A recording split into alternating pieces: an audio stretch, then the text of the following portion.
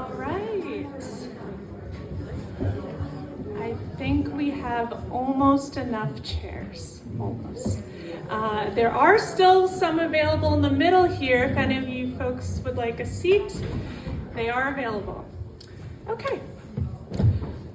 Hello. Welcome, everybody, to Pat Stepanchak's Celebration of Life. Now, for those of you wondering who this person standing before you with a vague resemblance to Pat is, I will introduce myself.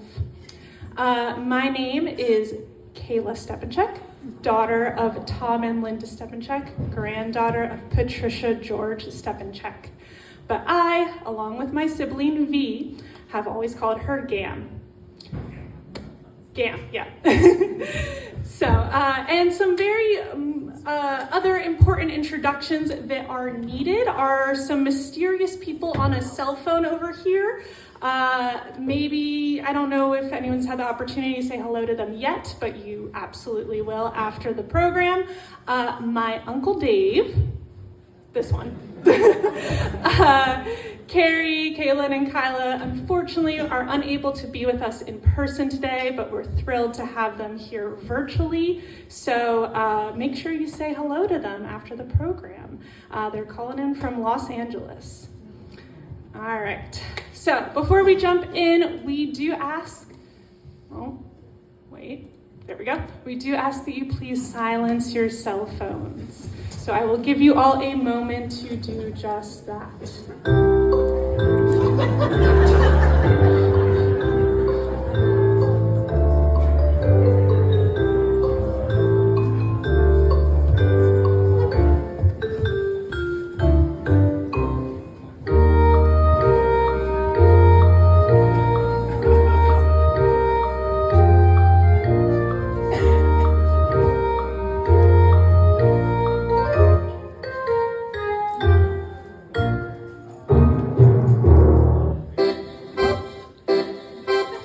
That's the wrong song.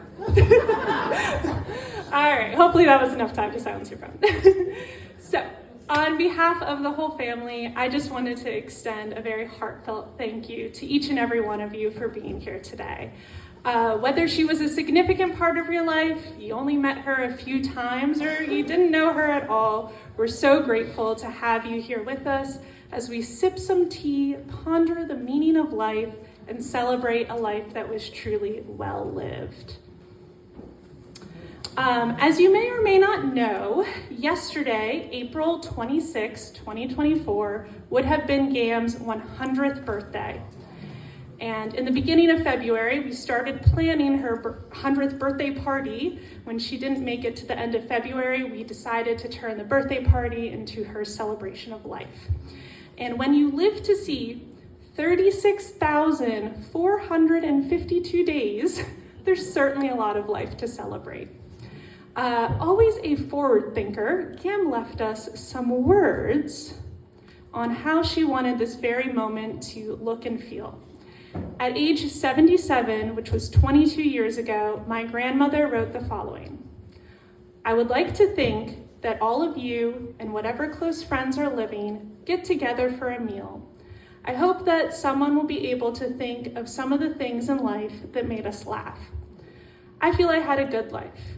Good parents, advantages many people never have, interesting adventures, good friends who pulled me through life situations, loving children, good health. I don't feel I suffered hardships. I appreciated life and my surroundings. So, like Gam said, we've gathered here today to laugh. All right.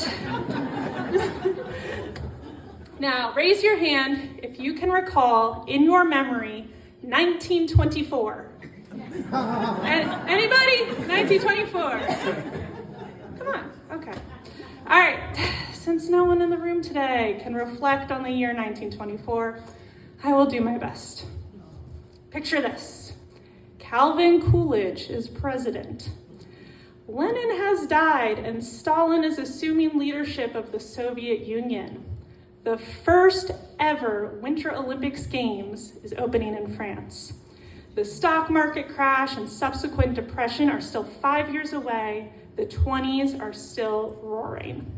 But most importantly, on April 26, 1924, in Pittsburgh, Pennsylvania, Patricia Elizabeth George was born. Luckily, Gam wrote down for us in her book, Growing Up with Ralph and Patsy, what this time was like. She describes a classic American childhood, complete with playing silly games, dancing on point, and navigating the Depression.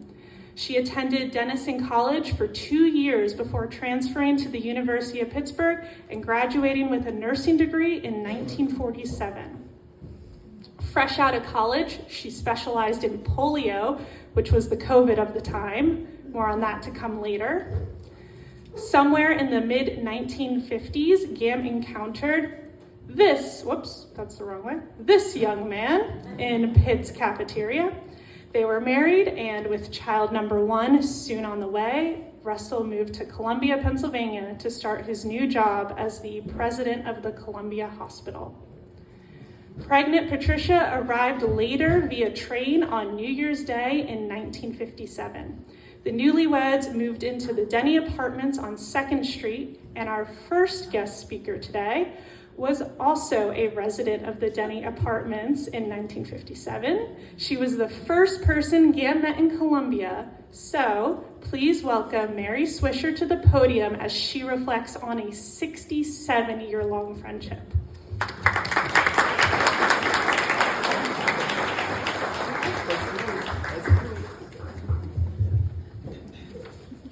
Do I have to go up here? We need you with the mic. Yeah. I don't know if I can do this without crying, but I met Pat in 1956. We lived in the Denny Apartments on South 2nd Street in Columbia, and Lamar and I were just married and moved in, and Pat and Russ lived there. And I thought, they're from Pittsburgh, they don't know anybody, I need to go and greet them. And so I did, and Pat and I became friends forever. And at the same time, I was working at the Columbia Hospital, and Ruth Corman was a nurse out there, and she also was a Pitt nurse, or from Pittsburgh. And I knew that she and Bill had just opened a dental office and were lonely living here without knowing anyone. So I introduced them to Pat and Ruth were Pitt nurses, and the 3 of us have been best friends until we wore each other out. The 3 of us stayed best friends, Ruth and Pat and I. We all moved from the apartment to our homes, which ended up about 3 blocks from each other. And so it was very easy to get together often to have coffee and tea, which we did almost every week until we had so many children it wasn't fun anymore.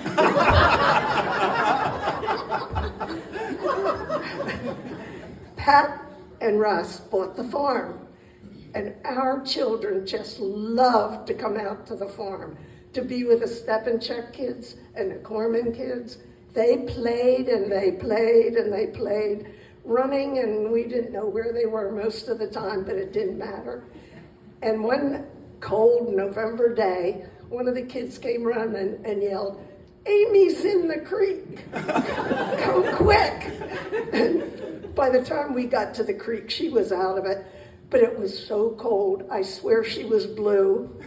And we sat her, we had a pot-bellied stove in the farmhouse, and we sat her around there to get warm enough and dry enough so that they could take her home. But that was an experience. Yes, it was. She's here. I knew she'd remember it. She's no longer blue.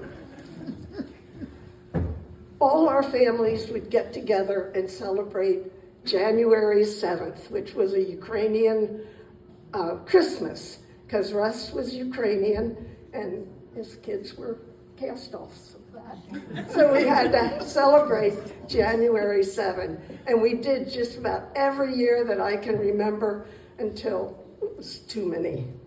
Pat would make pierogies, and cabbage rolls, borscht, poppy seed bread. And every year we all look forward to this, and we could never help her. You know, we would offer to help her make the pierogies or the wahupki or whatever, and she'd do it herself. But we did this for many years. And then we had a lot of fun out here on the farm.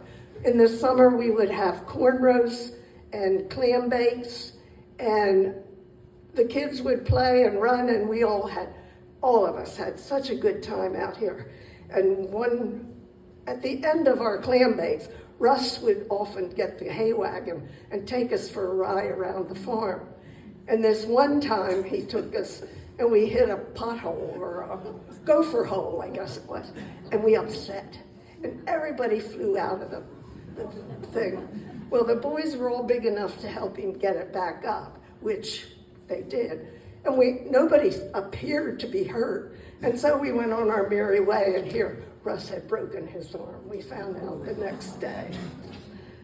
In 1979, Pat moved out to live in the farmhouse, and it needed lots of TLC. And the thing she wanted the most was to have that kitchen wallpapered. And Ruth Corman, she knew how to wallpaper. And I could be a helper, and Pat could be a helper. So Ruth told Pat how to cut. I was the paster, and Ruth would hang the paper. And do you know, when she moved out of there about 5 years ago, that paper's still in the kitchen. I just wonder if it's there yet. Yes, it is.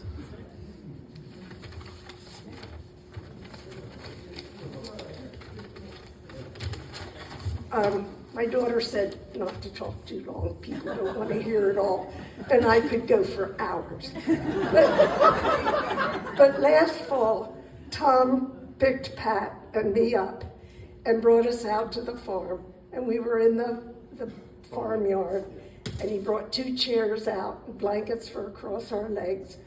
And it was chilly, but it wasn't too bad. We watched the chickens.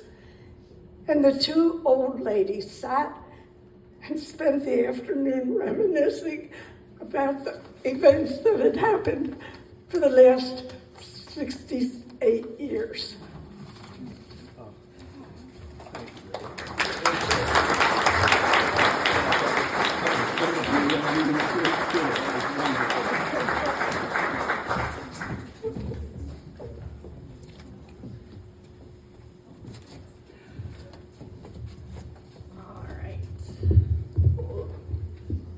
Thank you, Mary, so much.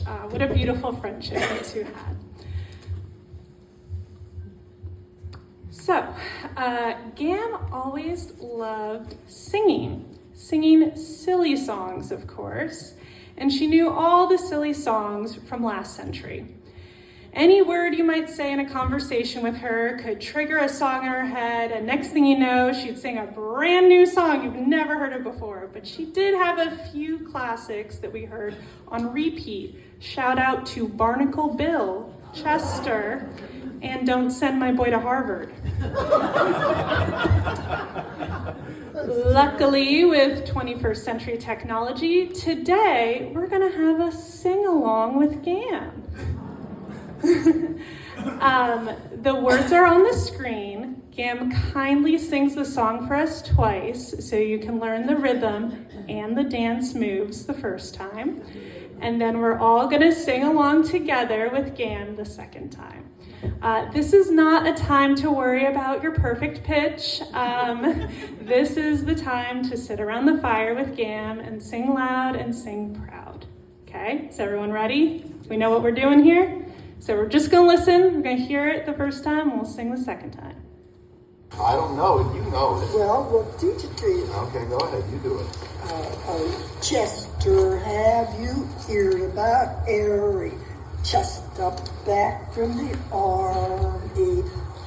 Erie knows how to wear his clothes. Hip, hip, hooray for the army. All right, get ready. Chester, have you heard about Erie? Just got back from the army.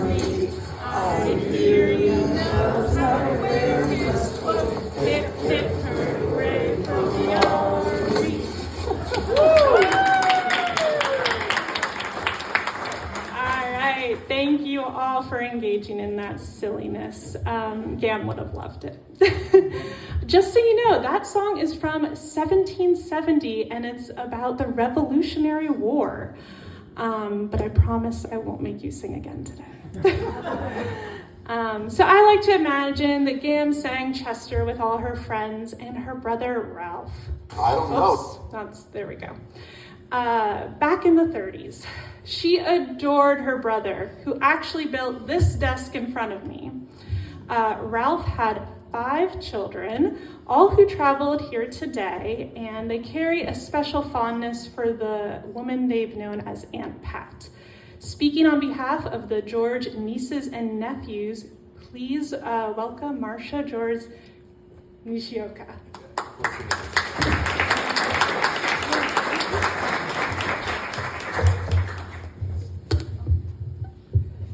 Thank you all. Hard to get through this. Aunt Pat, Patsy, Pat, Mother, Gam, whatever you name her. How do you capture a lifetime of goodness in a moment here? Aunt Pat had one sibling, Ralph, who was the father of us. There's Pam, Stuart, Larry, Ben, and myself. So I speak for my siblings that we could not have had a more wonderful surrogate for our father after he died at an untimely age of 53. Aunt Pat stepped into so many roles as the caring, sunny, supportive, and unselfish aunt who always radiated love and belief in us individually. Aunt Pat was one who celebrated family. She was always there for our weddings and the weddings of our children. At 98, she made the trip to Pam's daughter's wedding. She took out her hearing aids so that the party noise was muted, and then she stayed until the party closed because she was having such a great time. And then there was the trip to her beloved Bethany Beach last year for Stuart's daughter's wedding. She was 99 and she was dressed to the nines, and she was there to greet everyone. She celebrated other George family milestones too. She was so pleased that Larry's daughter was going to college at her alma mater, the University of Pittsburgh, and planning a career in the health sciences. She was so proud to see her legacy carried on by another young woman in the family.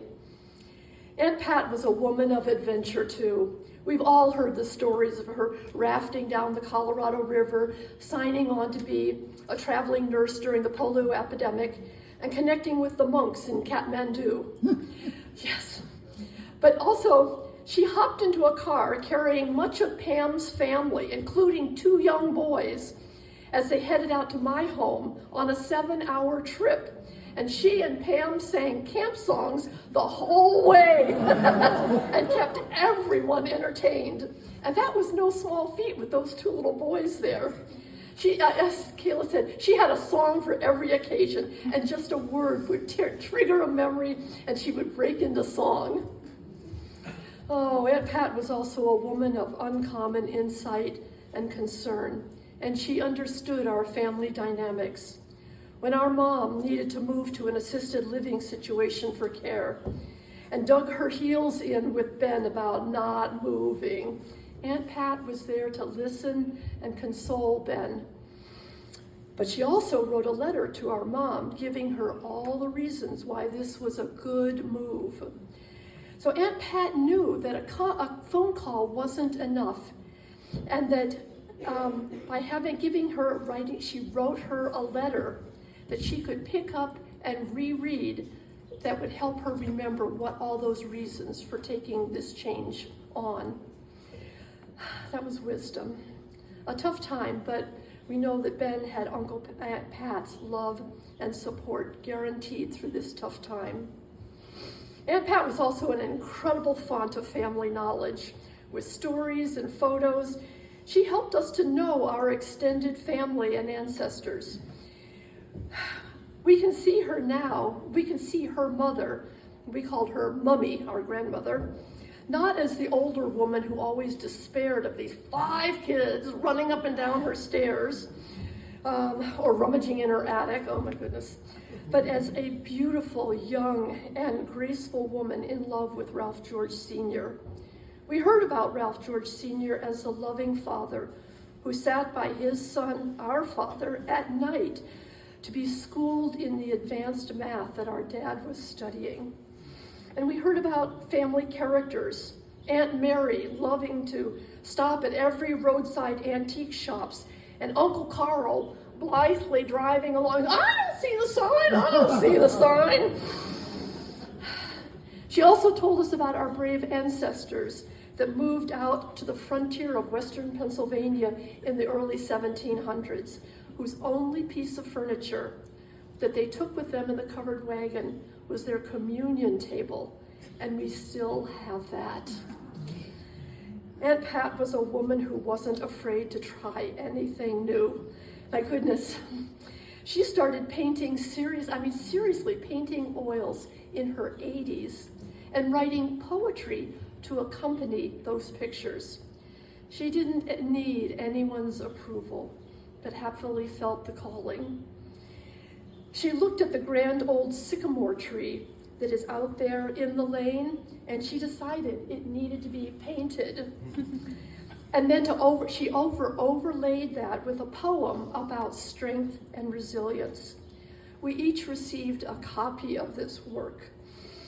I'm sure that she didn't think of it as a metaphor for herself, but it captures so much of her calm about the changing with the seasons.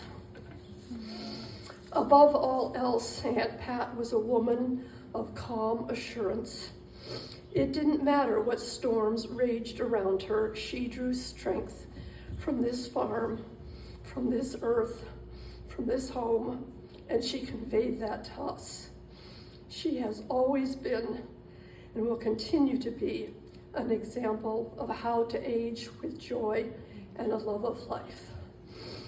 Rest in peace, Aunt Pat.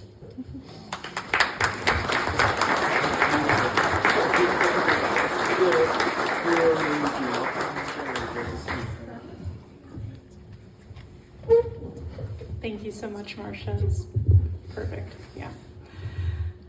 All right. So polio. Anyone who knew my grandma certainly learned about polio. Gam was a nurse on the front lines during the polio epidemic of the 1940s and 50s. She traveled with the Red Cross to hotspots all around the country. So here's my dad to share some stories from the polio era. Thanks, Caitlin.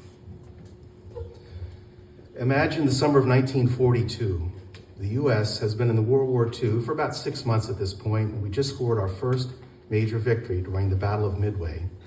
Young Patricia was 18 years old and had just graduated high school. Back then, opportunities for women were very limited. My mother always said, I had 3 choices. I could be a secretary, but I couldn't spell. I didn't want to be a teacher, so I chose nursing. It sounded interesting. She received her RN degree at Pitt in 1947 and turned her highly disciplined skills toward polio. She learned how to operate the rocking bed and the iron lung, essential life-sustaining innovations of that time. Polio's summertime flare-ups centered at Greensboro, Salt Lake City, Indianapolis, and other places. This is actually a Red Cross PR photo. They used her in their promotion for their activities. She always returned home, though, to her home base, which was Pitt's Municipal Hospital, where she worked directly above the laboratory of Dr. Jonas Salk. She collected samples from polio patients for Salk and his team. And she was, in fact, inoculated with an early trial prior to approval. Her favorite memory is about the monkey who escaped from the lab one day and ran through the cafeteria lunchroom, generating whoops and hollers from the stunned diners. Okay. Fast forward to April of last year. Our mother was given a hero's homecoming at Pitt when we visited the new polio exhibition on campus. 2 videographers followed her every move and conducted a 1-hour interview to capture her incredibly sharp and vivid memories of the era. Her book, The Shot Felt Round the World, is now included in Pitt's polio archive. The Pittsburgh Post-Gazette included her eyewitness accounts in their feature story about Salk's vaccine developments on campus. It's been nearly 70 years since the polio vaccine was approved. Our mother was very proud of her admittedly small but valuable contribution to this scientific breakthrough. Thank you.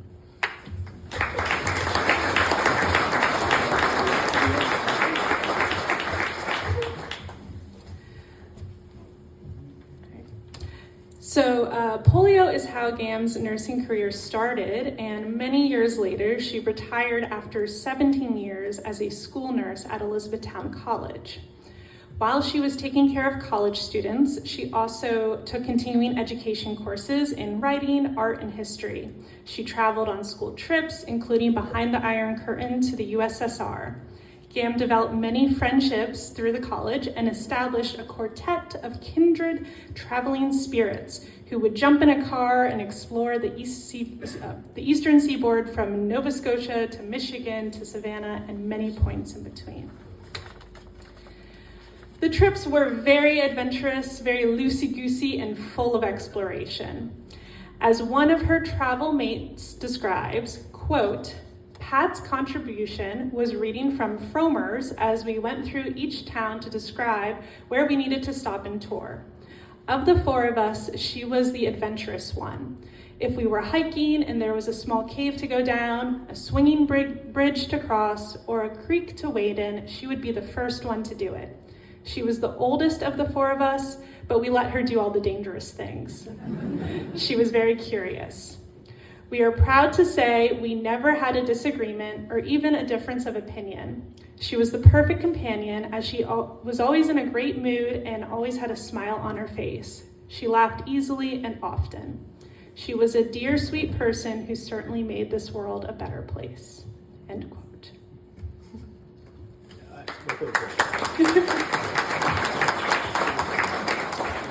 All right, transition. So bear with me as we flash back to 1965. As a young mother with 4 boys, Gam realized that changing diapers had lost its thrill, and she was in search of a way to stretch her mind and make some friends. That's when she joined the book club Mount Wabia. The name is derived from the phrase Mountville by way of Columbia. Mount Wabia. She was a member for nearly 60 years of the club's 100-year existence. Yes, she and Mount Wabia were both born in 1924. To share some memories from this essential part of my grandmother's life, please welcome Joanna Smith to the stands.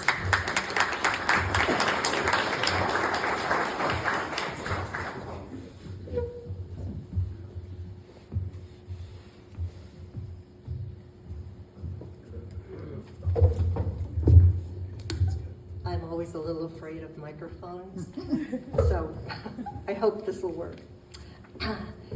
Well, you've just heard that the same year that Pat was born was the year that Mount Wabia began in this area. In 1965, Pat joined the club, and in 2005, I was invited to join that club, and that, of course, is where I met Pat. What a delight to get to know her. Along with other members of the club, I found Pat to be a lifelong learner, interested in anything and everything, perhaps especially things in nature, as you can perhaps see from some of the paintings, and of course, her love for the farm. She loved the flowers in her gardens, and sometimes she shared some of those flowers and seeds with the rest of us. I recall a research report that she presented to the club on the demise of the American chestnut tree and the efforts to bring those trees back. And I think that I correctly recall that Pat had planted a few of those trees here on the farm and was nursing them. Do you know if that's correct? Yes. And I don't know whether they're still here or not.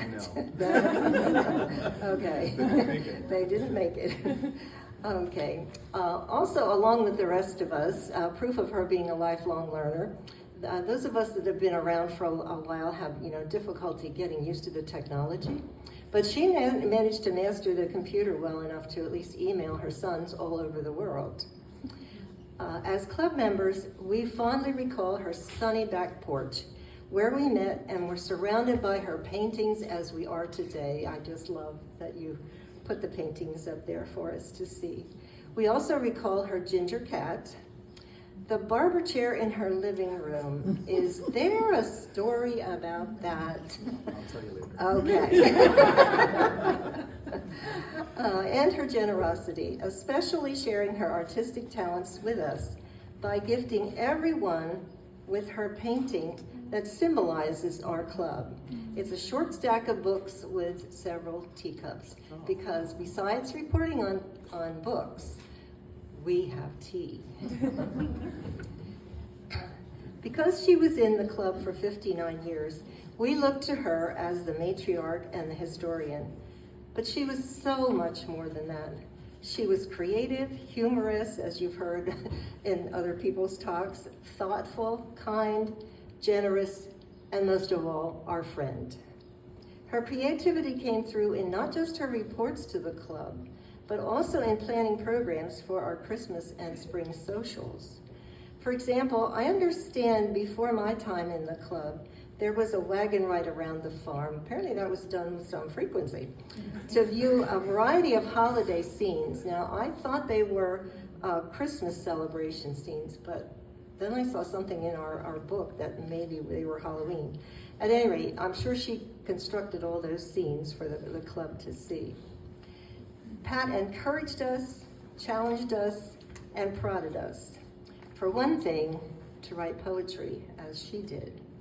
And so I picked from our book one of the poems that she wrote in 1988. And it's about the club. Oh, it's just a cozy organization that causes no great sensation, but we do have a good reputation. We sit about and give book reviews. We often have music and read poetry. Then we adjourn to the table for coffee and tea, where we chitter and chat. We never revolt, and we certainly don't riot. We discuss higher prices and go on diets. We're just a cozy organization that causes no great sensation, but we do have a good reputation. And as I said, that was 1988 when she wrote that one. And most importantly, I think, for the club, Pat encouraged and prodded us to research, collate, write, and publish our club history in the Mount Wavia Club the first 90 years, so 10 years ago. We read this. When she suggested collaborating or collating our collection of historical records and publishing a book, most of us, as she relates in the book's acknowledgments, thought of a pamphlet. No. Pat knew there was a much larger story and for us to tell, and so we followed her lead. And we read 90 years of club minutes, and we scanned a picture of every single woman that was ever in the club, unless they didn't have a picture kept as a record. While this was a committee project, Pat did the bulk of the reading and the writing. The result was 117 pages of memories preserved for future club members and others who may find our book of interest. Thank you, Pat, for your perseverance. We would not have preserved the club's history in this book without you. And in closing, I'll offer a little tribute to Pat. In 1924, Patricia George was born, and Pat was a blessing and a delight to her family, a strong and faithful mother to her sons, a steadfast friend to many, and a lifelong learner. And Pat shared her artistic and creative talents, her gifts, and her love with her family and friends. And she brought joy, knowledge, light, laughter, and love to all who knew her. And the world is a better, brighter, more loving place for having had the gift of Pat.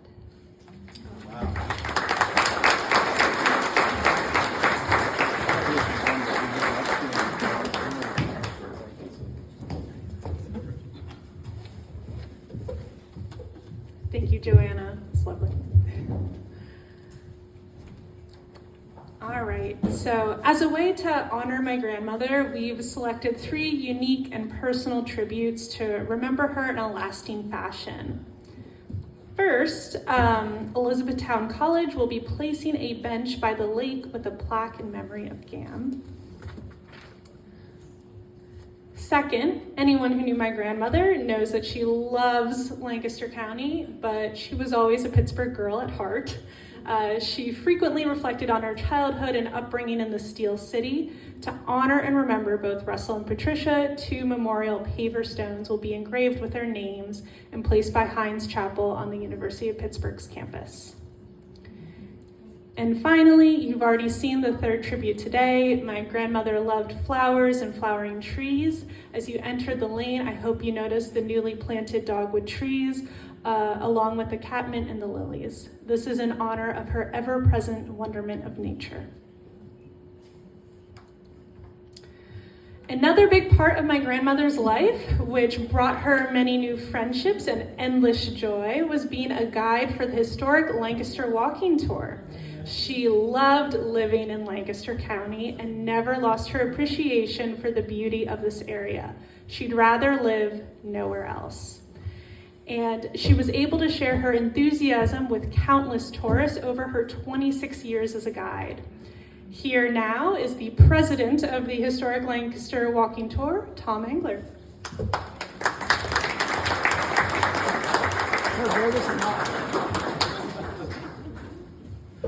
Good afternoon. Someone said I could keep my lunch up there.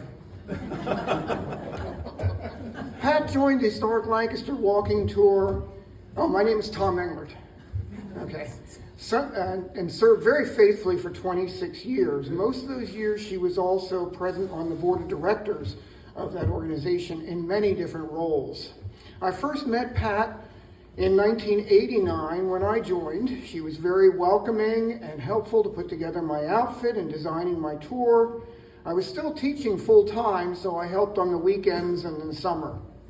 Pat saw the transition from our headquarters on West King Street in a small storefront to a new space developed and designed by the Lancaster County Chamber of Commerce in the old Southern Market on Queen Street. We developed a slideshow using 9 projectors and audio showing the history of Lancaster City. We showed this before every tour. The organization was very happy to be in this space, considering we only paid $1 rent for the chamber. We ended up donating a great deal more, though, for the generosity. Historic Lancaster Walking Tour moved a second time to Old City Hall, which was at that time the Heritage Museum for Lancaster County. Pat, with all the other board members, decided to develop a new slide show, this time on a DVD. So we converted the slides onto a DVD, and we could project that on a TV monitor for all of our guests at our new headquarters. She saw through that project and to its release. Pat also was very instrumental in organizing our October Halloween ghost tours. The tours originally covered blocks of downtown Lancaster, featuring well-known personalities and famous people who visited Lancaster. After many years of doing it downtown, Frank Weatherly, another long-standing member, suggested doing the tour in the Lancaster Cemetery at the corner of Lemon and Lime Street in Lancaster. This proved a very successful venue with huge numbers of people coming the nights of our tour in October, even during the World Series.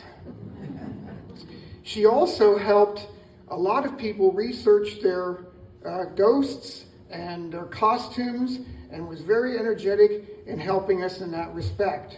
She also made sure there was plenty of cider and molasses cookies for all of our guests. In 1991, our organization celebrated our 25th anniversary with special tours every month from April through October. I remember Pat was very active in all of these tours. We were able to walk in a parade that year from East Orange Street all the way out to Buchanan Park. And we had some horses and a Conestoga wagon walking with us. I remember when Pat mentioned that she would be stepping down from our organization, and we were all very sad, and we'd miss her a great deal. But over the years, she was able to keep in touch with us, coming to our annual dinner, going out to lunch with a few of us. Another good friend of Pat, Kay Cameron, sends her regrets. She will not able to be here today. She's not feeling well. But she and I both were meeting with Pat once or twice a year over the past years. Only a very few of our guides today who are active remember Pat, but her name is constantly brought up with all the ideas she had developed and with enthusiasm to show off the history of Lancaster. She will be greatly missed. Thank you.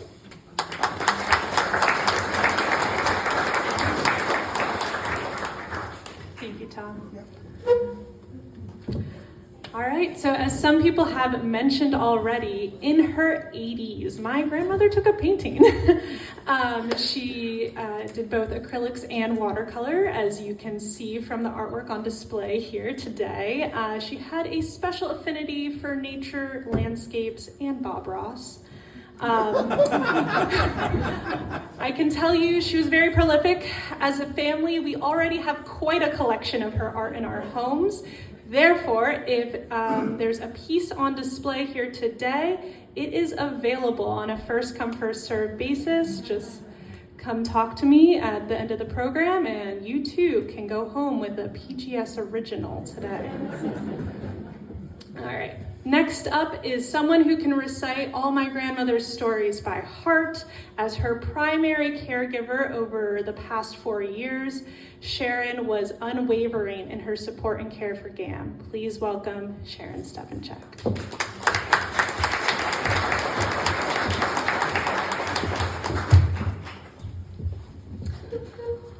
Wow, so many memories. I didn't know Pat as long as many of you did. However, because of her, I know many of you. She has the most diverse group of friends and family. I think we can all agree on that. She also had a wonderful sense of humor. I'm sure each of you has enjoyed a laugh or a giggle with her at some point. Since this is a celebration of Patricia, Patsy, Pat, Mother, Gam, Mom, I want to share a few bright notes and talk about one thing that she shared with me, and that was unconditional love. Pat was thoughtful, intelligent, and sincere.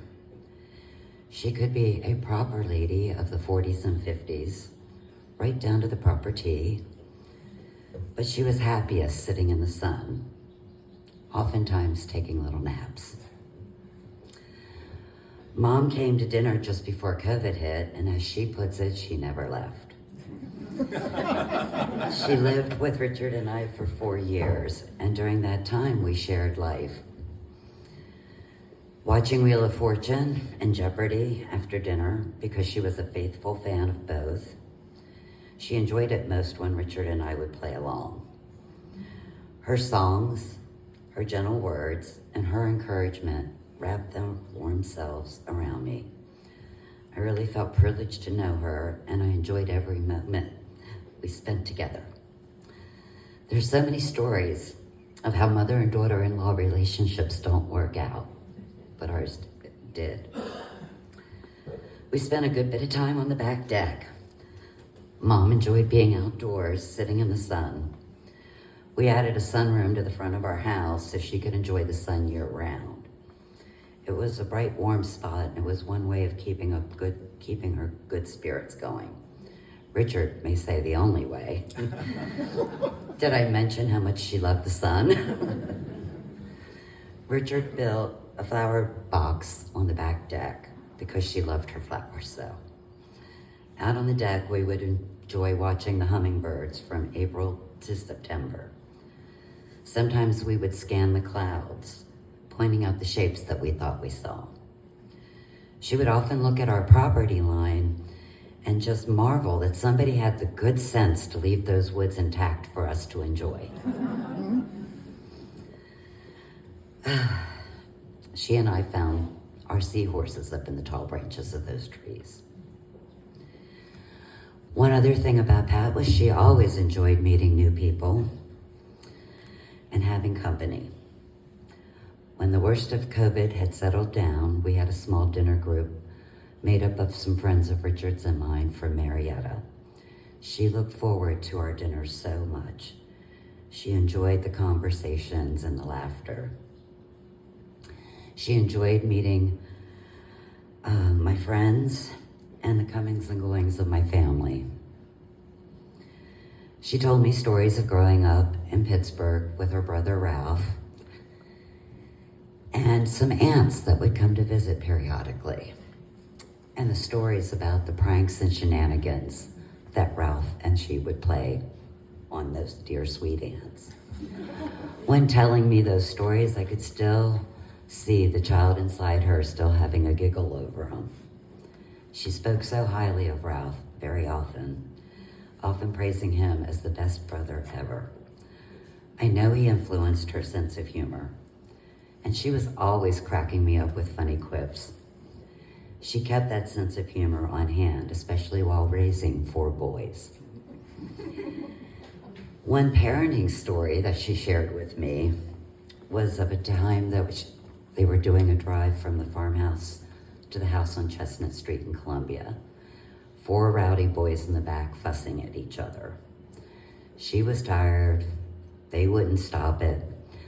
So finally, she just pulled over on the side of the road and told them all to get out and walk home. She didn't take sides. She was so good, though, at letting each of her sons become the person that they would be. Such was her unconditional love. I've never witnessed such a sense of fairness and equanimity between brothers, be they ever so different. On the morning that Mom passed, it was snowing hard, the perfect setting for Mom's last laugh. The process of getting her from the bed to the funeral home took some time. Our driveway had been plowed, but the snow kept falling in big clumps, making it treacherous all over again. Rick's van was out in the grass to make room for the other vehicles that needed to come. The hospice nurse had come and was on her way out, but leaving the driveway, she slid off near an electric pedestal and 2 big pine trees. Rick called John to bring his truck to help get her out. The funeral home had sent men in a Dodge van to come pick up Mom. In that snow, the van couldn't get up the driveway. They tried several times and they kept sliding back down. So they brought up a litter to carry Mom down to the van. Then they devised a plan to clean out the back of John's truck, and they would put her there and take her down the hill. The only problem was that John's truck got stuck in the snow too. So there sat my Jeep near the garage, about 12 inches of snow piled on top of it, and I asked, if I put down the seats of the van, do you think we can get her back in that and take her down? They said yes. So they cleared off the van, the Jeep, and very carefully took her down to the van. I turned to Richard at that point and said, see, I told you Mom always liked the Jeep better. My Jeep now has a name. It's Patsy. By 1 o'clock that day, the snow stopped, the sun was out, and the driveway was melted. All of her sons agreed that Mom had the last laugh because she was always calling them to get her out when she got stuck in the snow.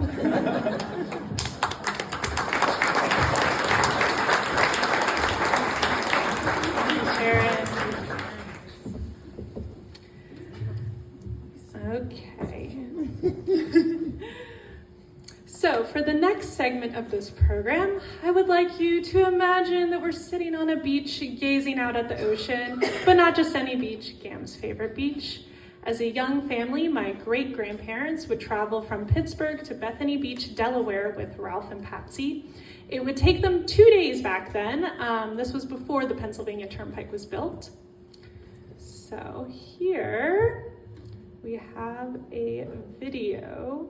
Hold on, whoops. I have to time this just right because we had some technological difficulties with this one. Here's a video of my grandma sitting on Bethany Beach at 98 reciting by heart a poem she wrote when she was 10. I love to go to Bethany Beach. Upon the sand I lie and gaze out in the distance where water touches sky. I can hardly wait for school out to be out to see you, Bethany dear. I sit in school and think of you so far and yet so near. That's all I remember. That's great.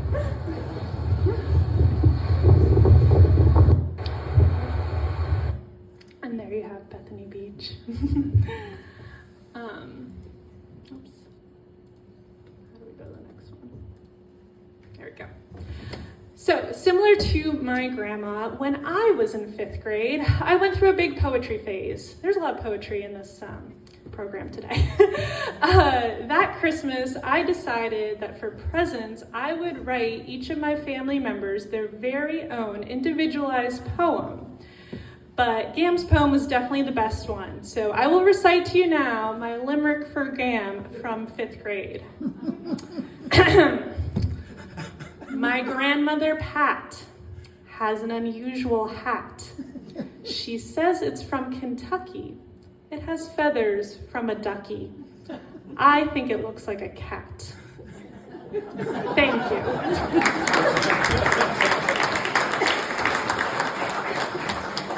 I know I'm very talented. I do want to mention that while this hat, in the way it's described in the poem, does not exist, Gam was known for having quite the hat collection. You can see here some photos of us in hats at a couple different ages. Like poetry, my grandma and I have many things in common. Another one of them is a love for cartwheels. Gam once told me a story about herself that I'm not sure if anyone else knows because she was alone when it happened. When she turned 80, she decided she could still do a cartwheel. So she went out into the front lawn, looks like that, it's right over there, and she attempted at age 80, while living alone, a cartwheel in the grass. And Gam learned that, unfortunately, she could no longer do a cartwheel.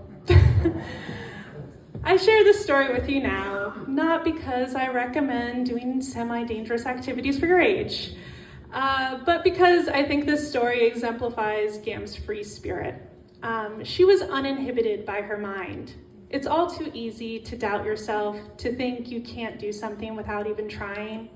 So next time some self-doubt creeps in for me, I'm going to picture, and you can too if you'd like, my 80-year-old grandma attempting a cartwheel in the front lawn. Was it a successful cartwheel? No, but she didn't hurt herself. She learned some new information, like maybe don't try cartwheeling anymore. But she never had to wonder, what if? And you can bet I'll be trying to do a cartwheel too when I'm 80. Now, to speak on behalf of the 4 boys, and yes, they've always been known as the boys despite their age, here's my dad.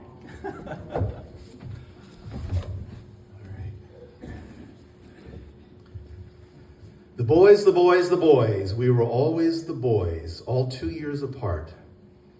And it was often difficult to keep us straight.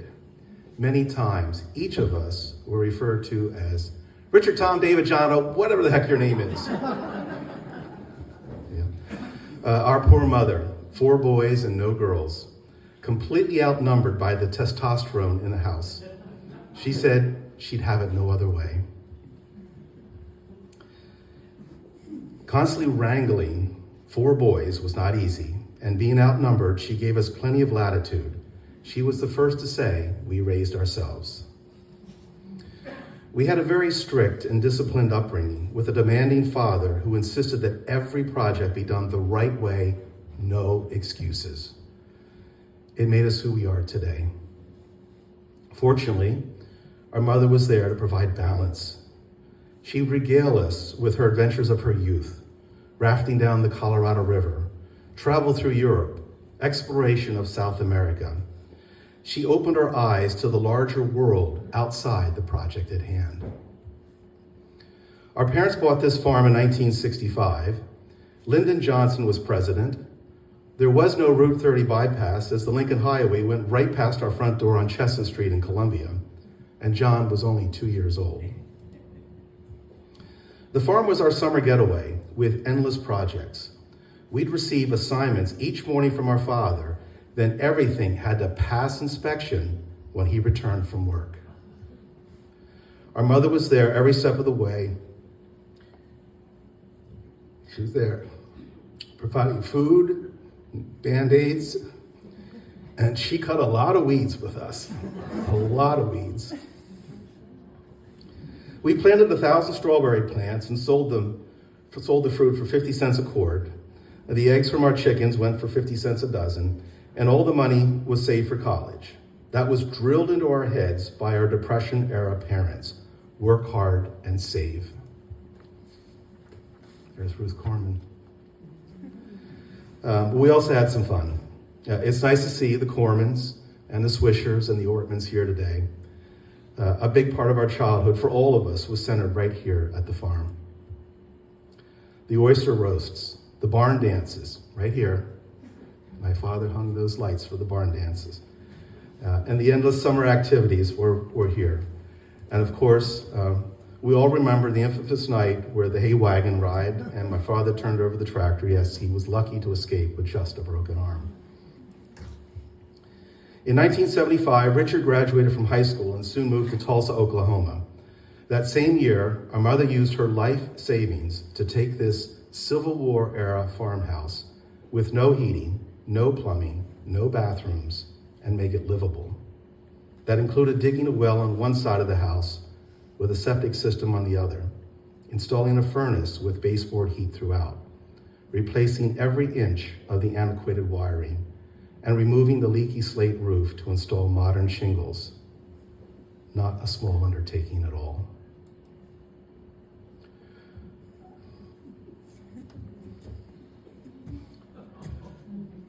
Along with Mary Swisher and Ruth Corman, they hung that wallpaper. And it still hangs in the kitchen today. And Mary, I can tell you, it looks as perfect today as it did nearly 50 years ago. Thank you, Mary. Thank you, Ruth. Incredible friends. We moved to the farm in the spring of 1976 when our mother officially became a single mom and continued her role as the sole caretaker for her 88-year-old mother, all while working 2 full-time jobs.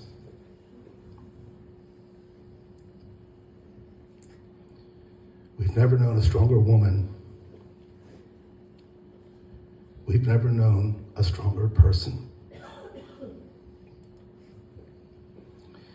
She maintained the house while the 3 remaining boys at home, ages 16, 14, and 12, took care of the mechanical issues. We cut wood. We heated our house with wood. So we cut the firewood, split the firewood to heat the house. And yes, we dug her car out of the snow again and again and again. That's her car. We received a lot more snow back in those days. Well, together, we struggled. We persevered. And we later found equilibrium. With time, our mother was eventually able to downshift to just one job, a nurse at Elizabethtown College, where she expanded her friendships and her mind. As the boys aged and left the nest, she continued to live alone here on the farm until age 93. This event today could be held nowhere other than here. Our mother was completely embedded in this farm. This was her happiest place on earth. She cherished every flower, every tree, the chirp of every bird. Her soul is in the soil. Everyone who knew her mother said they wanted to age like her outlook, her spirit, her approach to life. She was able to laugh at herself and find humor in any situation, lifting everyone's spirits around her. She was nearly 70 years old until a daughter-in-law finally entered the picture. And then in her mid-90s for 2 more. Thank you, Linda, Sharon, and Carrie, for leveling the playing field. Parents are the ultimate role model. We learn from observation, and sometimes the simplest comment can have a profound and life-altering impact. Richard will tell you how he absorbed her passion, generosity, understanding, and patience. Her spirit of travel and adventure are in me, along with her joy and amazement of the simple pleasures of life. She mandated that David attend college, and without a gap year, which changed the direction of his life. He says he would not have met Carrie had she not given him that positive direction 45 years ago. John appreciates the unstoppable work ethic that he received from our father, but he also recognizes the balance provided by our mother. She died early, Tuesday morning, February 13th, just down the road, at the home of Richard and Sharon, and how fitting that she died in the midst of a snowstorm, which created the now comical chain of events, including multiple stuck vehicles, lots of shoveling, a tow truck followed by a less than glamorous exit from the house. Yes, even in death, she needed to be dug out of the snow. I can hear her laughing now. I learned many years ago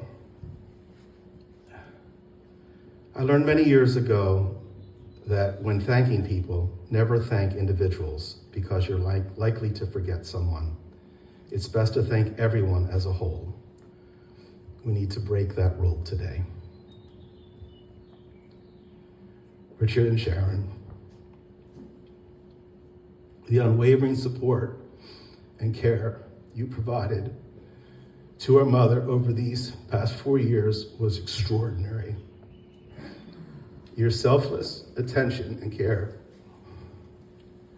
are to be commended, and I can assure you that everyone is grateful. As you heard today, our mother lived a very rich and full life. It's wonderful to see this huge crowd here today. It's a testament to the friendships she nurtured over the decades. To see her barn filled with so many friends and family, all with smiling faces, sharing stories and laughter, would bring her endless joy. This is exactly what she wanted. Let's end with these final words from our mother. She wrote this only a few months ago when asked to reflect on her 99 years. I have many highlights from my life. I feel so fortunate that I was physically and mentally able to travel the globe and absorb so many other cultures. It's been fascinating to see how the world has dramatically changed during my lifetime.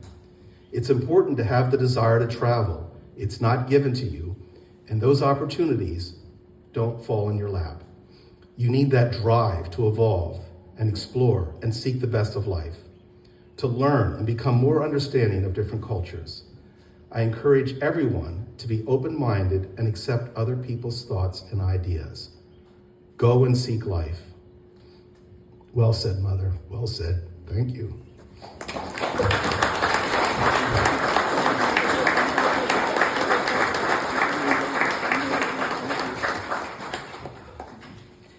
Thank you.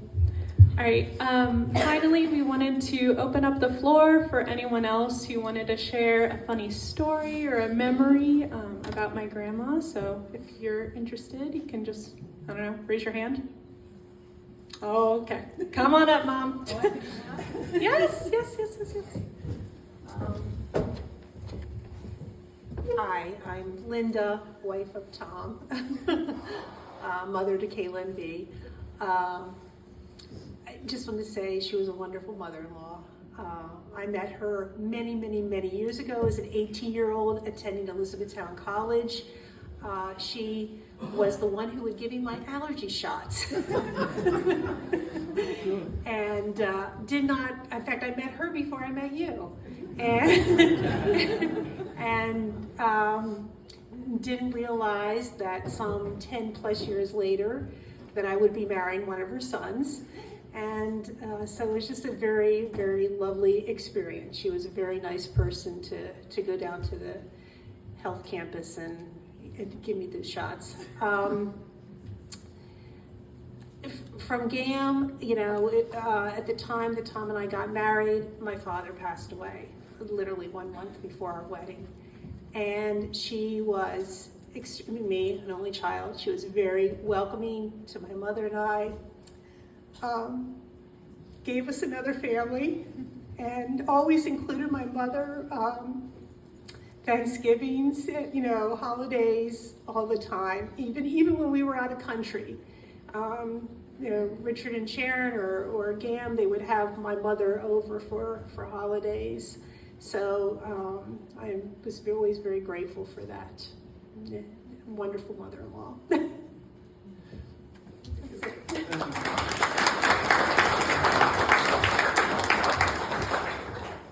You want to come on?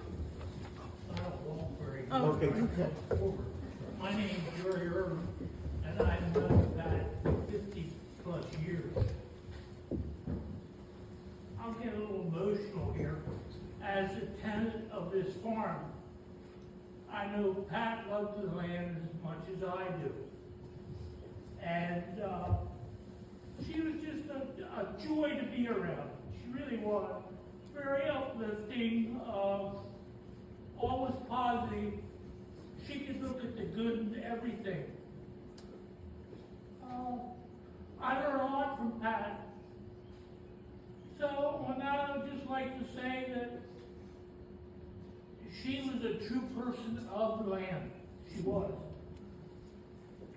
And she loved the trees around it too. So on that, I'd just like to say thank you for having the opportunity to know her.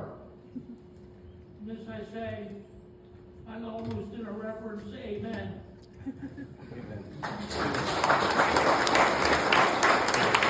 Another picture for him. You like this photo, Jerry?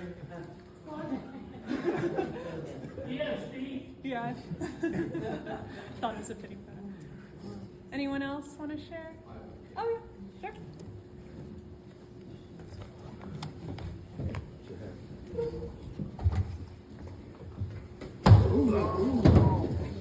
Bless it.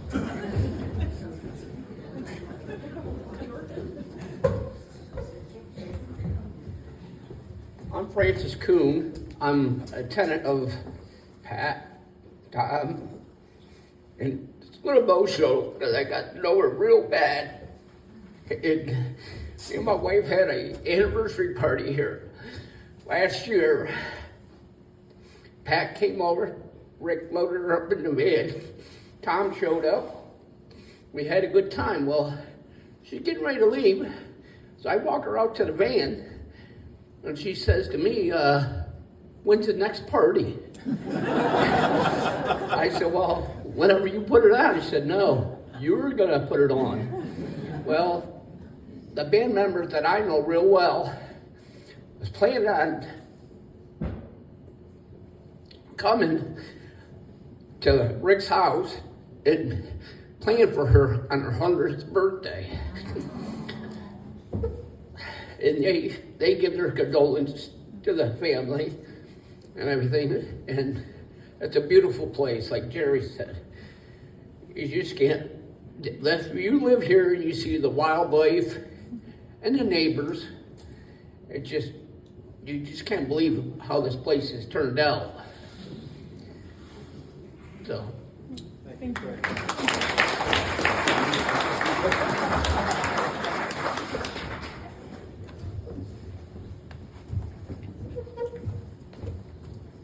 Hi, I'm V. I'm the former grandson, now granddaughter.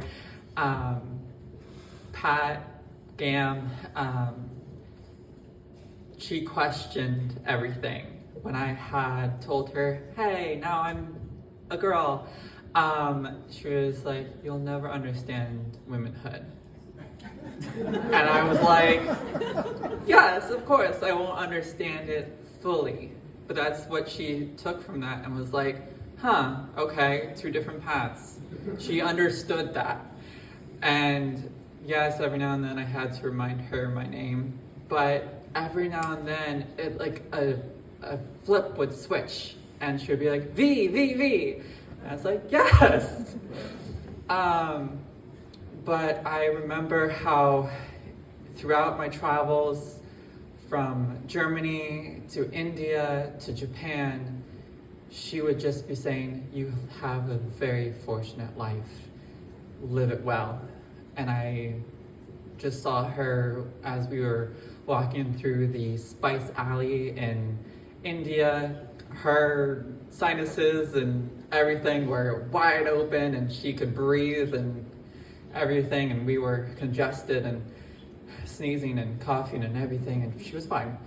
She was fine. But yeah, Gam, she didn't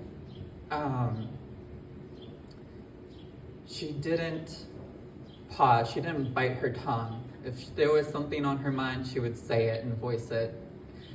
And we loved it. We had lots of fun. My father would be like, oh, now you have another song going, and we would be listening to it, and it would just be a nice time wrapped up to the fire pit, roasting those marshmallows, going all over, and spending time with her, my father, and everyone.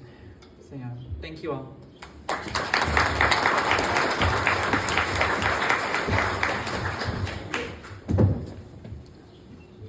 Anybody else? Last call. Okay, cool. Thank you everyone for those kind words. It's lovely to hear. All right. Now the moment you've all been waiting for. Everybody wants to know what's in the box over there. I don't know if you saw the box when you came in, but there's a big sign on it that says Gam's Secret to Longevity. So everybody wants to know what's Gam's secret to longevity. And when you reach the age of 99, it's common to get asked this question a lot. And Gam always had one very simple answer. So can I have a drum roll, please? Thank you. It's weed whacking.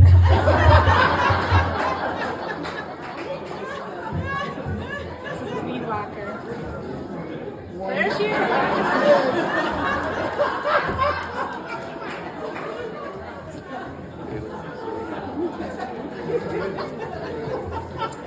Gam always said that whacking weeds kept her young and healthy. It's not too late, guys. Start whacking weeds and maybe you too can live to be 100.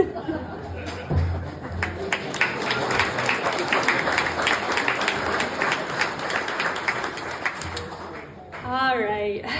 As you've all heard today, my grandmother lived a very full life. She's well loved. And although Gam is not physically in the room with us today, I definitely feel her presence here in the barn. Each and every one of us in the room or on the phone carry a piece of the Pat Stepanchak puzzle. And I'd like to think that all of us put together make up roughly one Pat Stepanchak. Thank you all for being here. Thank you for sharing your stories and your laughter.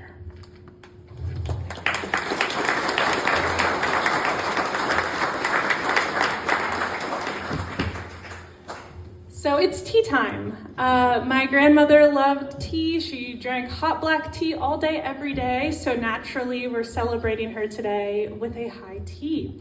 So you can please make your way to the tables over here. We have 2 lines for the food. There's also a table available for anyone who needs to sit.